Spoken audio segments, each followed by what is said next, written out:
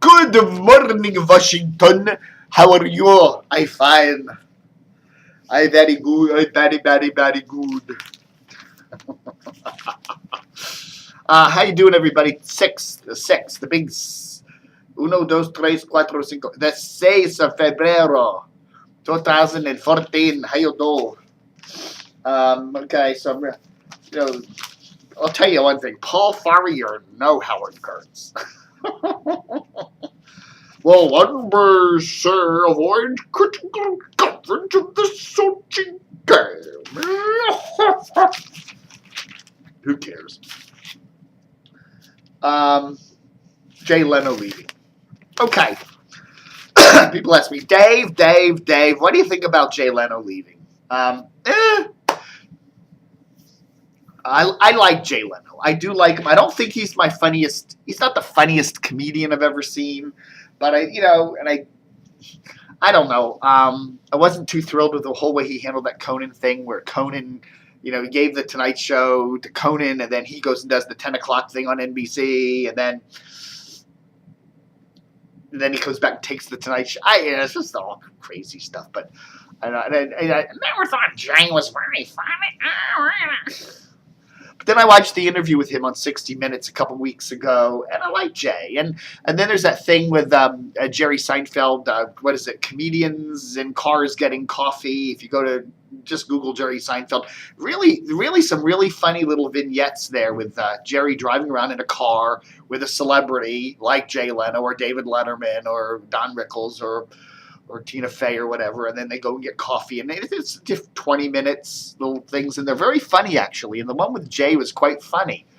I like Jay. I do like him, and, I like Jimmy Fallon, too, though. I think he's very funny. I think of all the talk show hosts out there, he's probably the most Carson-esque of them all, and, I just think so much. So I'm sure we'll be seeing lots of Jay all around, Like, who cares? Does anybody, honestly, do people actually still stay up and watch those late night shows? I used to love Letterman. I really did. When I was 20 years younger, I used to watch David Letterman all the time. And I don't know, I just got tired of him too. It was kind of like the same show every night. He actually did that. He'd tell the same jokes over and over again. Speaking of funny stuff, has anyone listened to TOP lately? Man, they're getting funny, aren't they?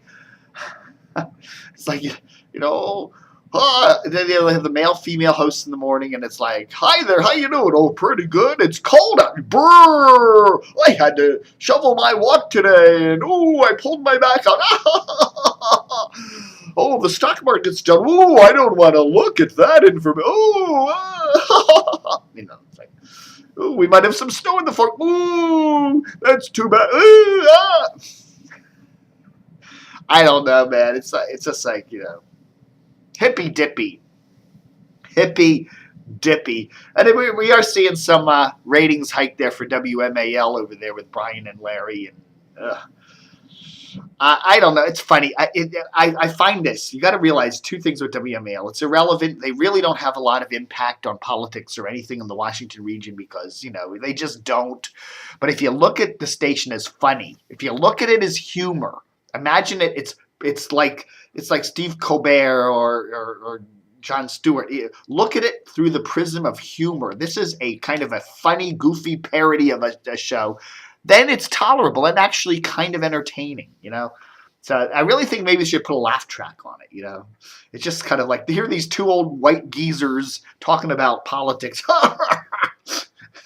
Agree with them, disagree with them, a bunch of idiots. Yes, but they're funny. They're silly. They're stupid. They're surreal and irrelevant. So it doesn't matter. Let them go rant and rage and let WMA. It's like Rush Limbaugh being named the most, what is it? Some group named him one of the most influential people in America. Well, so he's gone on the air almost every single day of his political career, radio career, and he's raged against Obama. And guess what? Obama's won 2 elections. So how influential is that?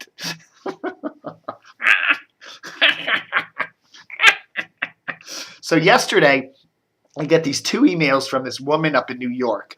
She works for Tribune. Now, Tribune is a big media company, and they own the Baltimore Sun. They own Channel 50 down here in Washington.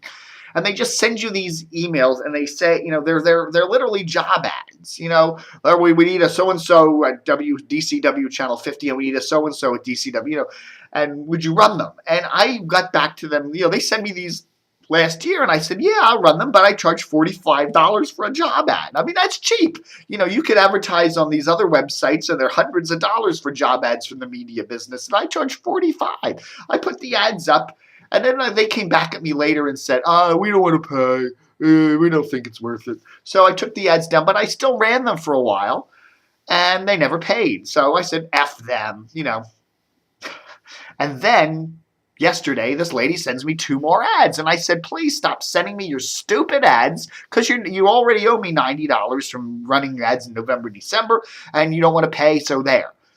Oh, well, it's like, what a company is Tribune. They don't want to pay anybody for their job ads. They just want to run them and see, think these stupid websites like DCR-TV are going to run. It's ridiculous. And then I got back to her and I said, I don't like Tribune. I think it's a crappy company. I said, I watch Channel 50 here in Washington a lot, and I really think it's a crappy station. It really is. The technical quality of the signal alone is bad. I mean, there's lots of dropouts and audio popping sounds, and then they do this thing where they run commercials during programming. They'll have a program going at the bottom of the screen. They'll run an ad. I can't imagine that's the FCC allows that. Does the FCC allow TV stations, broadcast TV stations, to run commercials during a program content of a show? I don't know. And I really railed back and I said, WDCW is a crappy little station, and I don't like Tribune. And so there.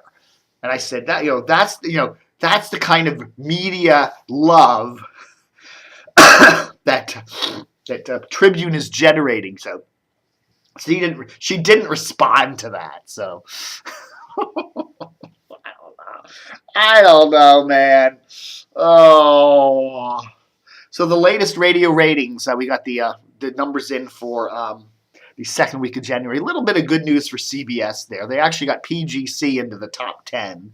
I think there was something like 7th or 8th. And El Zol was just outside the top 10 in like 11th. But then the bad news was JFK's back down to like 19th, and Fresh is down to like 17th, and poor old WNEW is like 26th.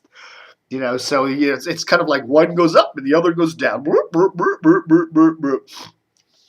The interesting thing, though, about WNEW is if you look in Baltimore, and WNEW is actually like 17th in Baltimore. TOP is 15th. And, they're almost parity. In the Baltimore market, TOP and NEW are getting about the same listenership, which is kind of interesting because neither of those stations is really geared to Baltimore. But I would imagine that a lot of folks living in Howard and Anne Arundel County probably tune in WNEW because simply it's a great signal for them. And, they're part of the Baltimore market, but a lot of people in Howard and Anne Arundel work in the Washington market. So they drive into Washington and, they listen to Washingtonish stations and stuff like that. What I said yesterday was I think that WNEW should just say, look, we're going to cover our signal area. We're going to serve our signal area. We broadcast out of Anne Arundel County and we cover a good chunk of central Maryland. That's our core area. We ought to say we're Maryland's news source. And go for Washington and Baltimore markets and just say, this is WNEW, we're Maryland's news source, the best station to, all news for Maryland. And really, kind of do that and say, don't, maybe cover some DC stuff and forget Northern Virginia, because that current signal, that's what they should do. And if they're really concerned about being a Washington full market newser to compete with WTOP on that kind of basis, then they need to get a better signal in Northern Virginia, as I've said over and over again. And I think the easiest way for them to do that is to duplicate the signal on 106.7, which has a transmitter in Fairfax County and Merrifield, and that would get them excellent coverage into Virginia and way out, all the way down to Charlottesville. And then move I think, it's worth keeping WJFK. I think the future of broadcast radio in many respects is talk, and sports talk is one of that, and they need to get WJFK a better signal because WJFK, with their current 106.7 signal doesn't cover into the northeastern suburbs very well, so they could move that to 24/7 and say hell with Fresh or do something, maybe merge Fresh and PGC or something. I don't know. Who gives a rat's ass? There's too... Who gives a rat's? I don't know. Blah, blah, blah, blah, blah. So, anyhow, what other big news is coming down the pike here?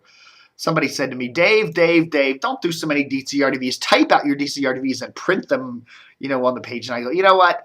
I'm a lazy ass. I probably would never do that anyhow. DCRTVs are an addition to what you normally would see on DCRTV, and that's about that. So, I'm not going to sit and type all this crap out. It's just too much work. Liz Crenshaw leaving Channel 4. I like Liz. She's a good gal. She's a good gal. But after I didn't realize she's been there for 30 years doing the consumer stuff over there at the WRC. And Ken Merson and a bunch of other folks are out of their gigs over there at Sirius XM as Sirius is taking the 50s on 5 and 90s on 9 channels. Jockless, that's a shame. I like Kirk. I like Ken. He's a really good guy. One of the real good guys up there in the Washington and with Baltimore media, So anyhow, I was telling everybody the other day that I finally, I need to get some better computers because I got my current computer here, as you can see here, is a Windows 7 computer, and it's getting old. It's still working okay, but it's, one of these days I'm going to turn it on. It's not going to work. So I ended up getting this little, pretty inexpensive little notebook computer here. And it's got Windows 8 on it, which I don't like Windows 8, okay? But I figured out, and I upgraded it to Windows 8.1, and I figured out a way. I went on the internet and I said, how do I make my, Googled, I said, how do I make my Windows 8 computer look like Windows 7? And I've got a whole bunch of things. So look at this. Here's my, desktop here of my Windows 7 machine, and there's my desktop of my Windows 8 machine. So I got them actually pretty similar. Look at that. I'm really proud of myself. Now, the other thing you have in Windows 7, of course, is the Start menu. You can go here and you get all your programs in this little Start menu, and that's really cool. Now Windows 8 doesn't have the same thing. It has this. They didn't do that. But then they said there's a way. When you hit the Start, Windows 8, you get the Start menu thing, but it's not quite the same thing. And when you go there, you don't get the traditional Start menu. You can download something that'll give you that. But they showed a way to take that funny little tile screen and turn it into kind of what looks like a Start menu. So, this isn't too bad. Hey, this was a touchscreen computer for under $300. Anyhow, you can make it kind of look like that. So I think I'm really pleased with this. So, but anyhow, so now... Hey, so now I can take DCRTV on the road. So when I do my road trip, when I go out to Kansas and look at Kansas AM stations later this summer, and when I go up to Baltimore and hang out over there at the Dave Labrosi, I can just take my little laptop and update DCRTV from CBS Baltimore. Hey, that's cool. Or whatever. Oh, well. So... thanks for watching Dave TV for the 6th of February. Please help support the site. I mean, we need to pay. I need to pay the bills for that thing. I need it. Oh yeah, okay. Right again. I'm not wearing camo today. Well, this is actually what I sleep in. I don't sleep in camo. Well, not every night. Some nights I actually do, but. I just haven't, one of the joys of working at home is, this is my pajamas. Bloggers in pajamas. All right, folks, thanks for watching Dave TV for the 6th of February, 2014. Book, I'm Dan O.